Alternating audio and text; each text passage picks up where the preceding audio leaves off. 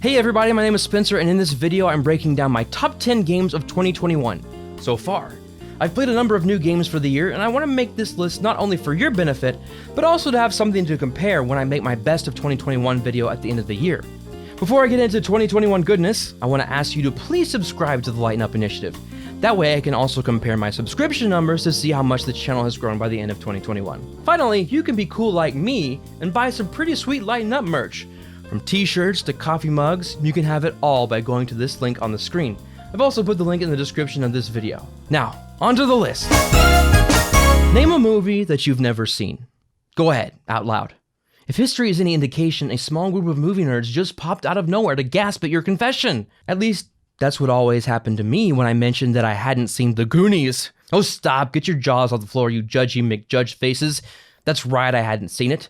But to do research for this first game, Goonies Never Say Die, I watched the film with my wife Lara.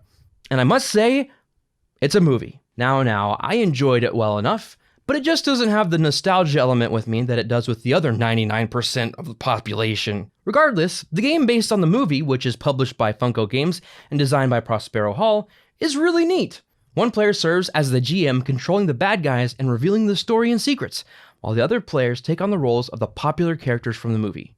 No, sorry, you don't get to play as Mikey's father or the men from the country club. There's a 9-game campaign of sorts, though nothing carries over from game to game. Essentially, you're playing through the plot of the movie. Admittedly, I've only played through the first session, but it was fun enough to earn a spot on this list. I suspect that as I play more, it will rise further up the list, but for now, it will sit here, not in the clouds, but in a basement. Another game that is almost guaranteed to change in rank is Mind Management, or rather, Mind Management from Off the Page Games.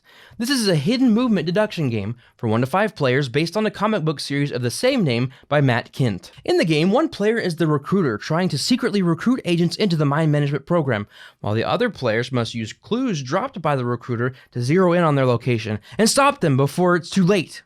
First of all, I think this is one of the best productions of the year so far. Every inch of the game and box has some of Matt Kindt's art on it, sucking you into the world of paranoia and secret agencies and conspiracies. Then the game has this intriguing shift system, where after each game you'll open up a new package that adds new elements to the game, like new rules or characters. And there are 14 of those packages, which is why this game is only at number 9. I still have so much content to explore before I further develop my opinion, but I like what I see so far. Enough to put it at number 9 on the list. There's nothing funny about the pandemic.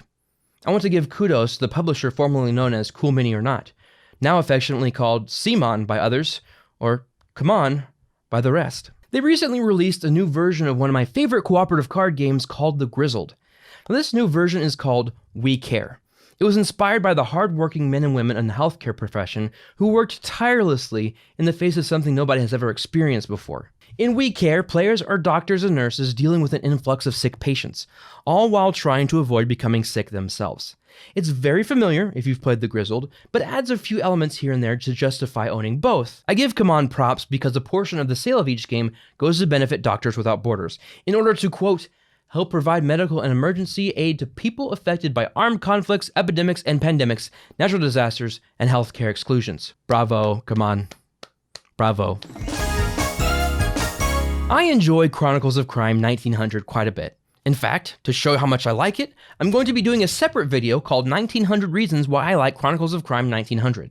The Chronicles of Crime series is very well done, solving crimes in a variety of settings, using scan and play technology, hoping your mobile device doesn't die. It's all a good time! Check out my review of the previous entry, Chronicles of Crime 1400, if you want to get a sense of how these games work. But I think 1900 might just be my favorite of the series because in addition to using deduction to solve crimes, you now must solve escape room style puzzles, which I'm a sucker for escape rooms, so this is my cup of tea. Speaking of tea, let's go right on to number 6. Transparency. It's all we want from our politicians, bosses, and yes, board games. Transparent cards are all the rage these days. Kind of. At least 2 games I know of that have come out this year utilize transparent cards. One is called Dive, which didn't quite make the list. Check out my review to see why it didn't quite live up to my expectations. Another game that is pretty enough to hang on your wall is called Canvas. In the game, players compete to create the best works of art by laying transparent cards on top of each other.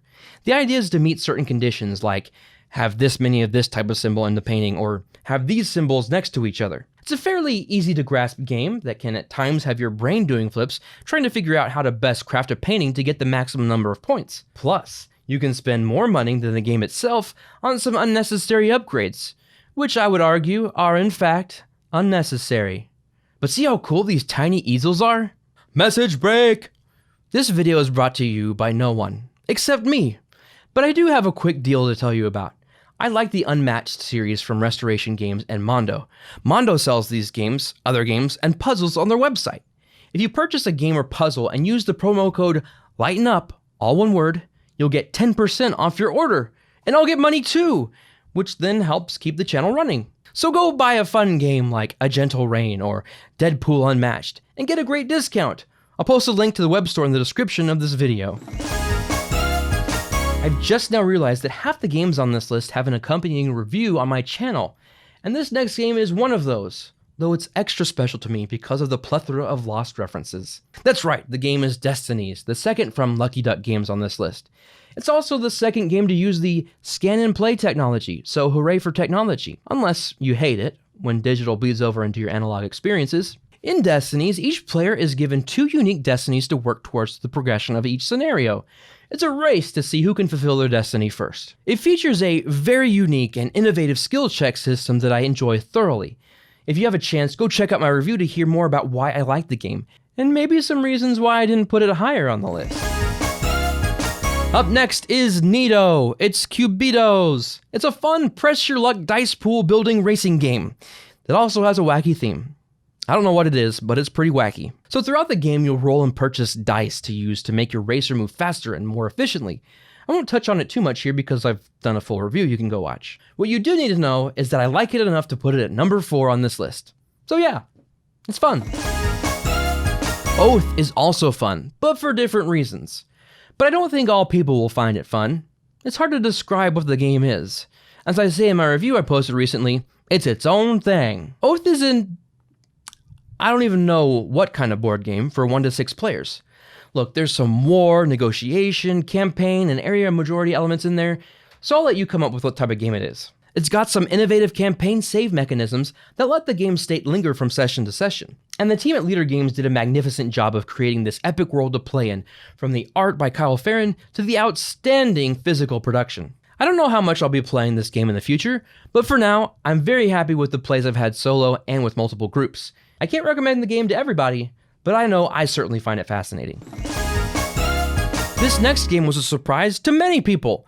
All of a sudden, this game called Summer Camp started appearing in Target stores all across the United States. I was immediately interested because it's from designer Phil Walker Harding, someone who has made several well-known successful games, including Baron Park and Silver and Gold, my favorite flip and write game. Summer Camp is a pretty basic deck building game themed around camps that kids go to in summer.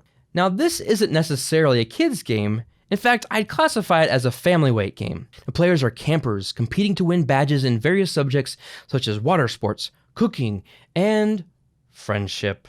It's got a neat system where you get to choose 3 activities from a total of 7 to play with in each game, so you have quite a variety of ways to play the game. It's not the most strategic game on the list, but it's so fun and I can play it with such a wide audience, so I've played it probably more than any other game on the list. Well, with the exception of number 1. It's Sleeping Gods. I'm just getting right to it. If you know anything about me in 2021, you know that it's been all Sleeping Gods all the time. Okay, that's an exaggeration, but only slightly. I've played through the campaign 3 times now, which has to be at least 20 hours of gameplay. I even did a live stream of one of my campaigns to help raise money for Children's Miracle Network. Go check it out, and then donate to Children's Miracle Network. Did I get a major rule wrong the whole time? Yes. Did I only raise $15? Yes. I love the game and what it has to offer. A giant open world to explore, rich storytelling, quests galore to complete, and a tricky but innovative combat system. I highly recommend this game, as evidenced by my review that you can also watch right here on this channel. Well, it's about time to wrap this video up. Have you played any games that released this year? Let me know and tell me what you think about them in the comment section below. Also, don't forget about the sweet Lighten Up merch you can buy and the 10% discount on Mondo games and puzzles. All the deets are in the video's description. Thank you so much for watching this video. I love you. Yes, even you. And until next time, don't take the board game hobby too seriously. Just lighten up.